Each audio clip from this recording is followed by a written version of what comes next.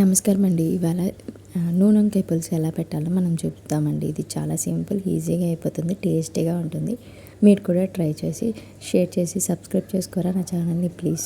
ముందుగా పల్లీలు వేయించుకుంటాం కదా, దాన్ని మిక్సీలోకి వేసుకొని 2 యాలకులు వేసుకొని మిక్సీ పట్టేసుకోవాలి. దాంట్లోనే పసుపు, తెల్లగడ్డలు, పచ్చిమిరపకాయలు, కొత్తిమీర, టమోటా, ఎర్రగడ్డ, అల్లం కూడా ముక్కలు చేస్తాం కదా, అవన్నీ వేసేసి మిక్సీ పట్టేసుకోవాలి.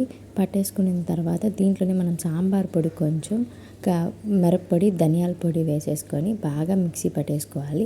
యాలకులు ఎందుకు వేస్తామంటే అరగడానికి చింతపండు కూడా వేసేసి మిక్సీ పట్టేసుకోవాలి. చింతపండు నానబెట్టుకుంటాం కదా, దాన్ని కూడా దాంట్లోనే ఉప్పు వేసి మిక్సీ పట్టేసుకొని ఈ వంకాయలని 4గా కోసేసి ఈ వంకాయలలో స్టఫింగ్ చేసేసుకోవాలి. దాన్ని యాలకులు అనేవి మనం అరగడానికి కోసం వేసుకుంటాం. వంకాయలు చాలామందికి అరగవు కదా, యాలకులు వేసుకుంటే బాగా డైజెషన్ అవుతుంది.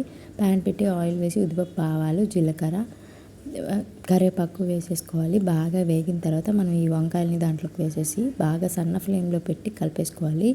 మిశ్రమం మిగిలి ఉంటుంది కదా, దాన్ని కూడా వేసేసి సన్న ఫ్లేమ్లో పెట్టి నూనె తేలేంత వరకు సన్న ఫ్లేమ్లో పెట్టి మూత పెట్టుకొని కూడా మనం మగ్గించుకోవచ్చు. బాగా మూత పెట్టుకొని సన్నగా ఫ్లేమ్లో పెట్టి మగ్గించుకున్న తర్వాత ఇలా ఆయిల్ అనేది బయట తేలిన తర్వాత మనం వాటర్ ఎంత క్వాంటిటీలో కావాలో అంత క్వాంటిటీ ఆఫ్ వాటర్ మనం యాడ్ చేసుకుంటే సరిపోతుంది.